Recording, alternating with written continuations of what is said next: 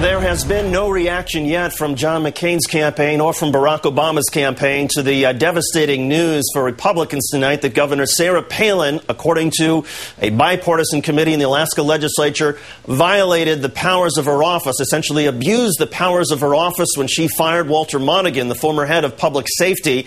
He was fired in July and very quickly came forward and said, "I believe I was fired because I refused to fire Sarah Palin's brother-in-law, who was a state trooper involved in a custody dispute with Sarah Palin's sister." Walter Monaghan described a series of phone calls from Sarah Palin, her husband Todd, and also from members of Sarah Palin's staff, which he said was the reason that he was fired when he refused to follow up on the action they wanted him to take. Initially this summer, Sarah Palin said, "No, that wasn't the reason I fired Walter Monaghan. I fired him because I wanted to go in a different direction."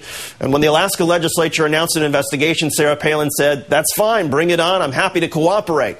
Then she was picked as John McCain's running mate. And since then, she has decided not to cooperate, and she has insisted she did absolutely nothing wrong. Well, tonight, again, the Alaska legislature reporting that, in fact, Sarah Palin abused the authority of her office, that she was misleading Alaska supporters of hers when she said she did nothing wrong, and that the issue involving her brother-in-law was not part of the reason why Walter Monaghan, the state trooper's boss, was fired. Following all of this for the last couple of weeks has been our own Savannah Guthrie from NBC News. She is also following the Palin campaign tonight in Pittsburgh. And Savannah, any reaction yet from Governor Palin? Has Governor Palin even been within earshot of anybody to shout anything at her?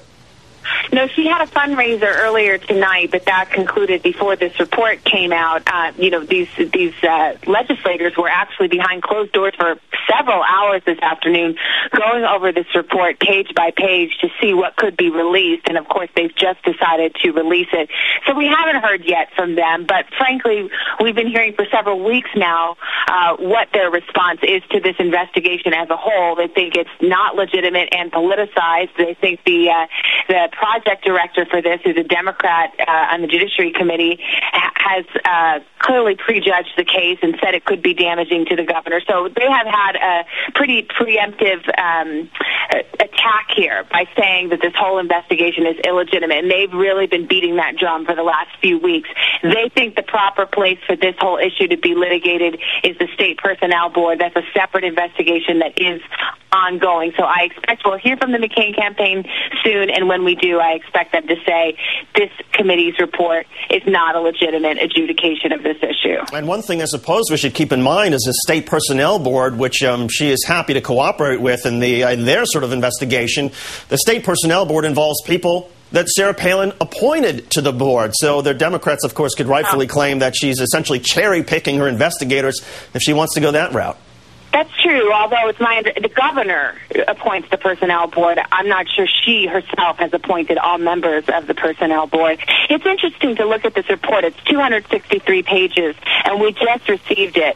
But what really jumps out at you is how much contact Todd Palin, the governor's husband, had with various state employees. I mean, by his own admission, I think he spoke to at least 16 different state employees about this trooper that they were so concerned about.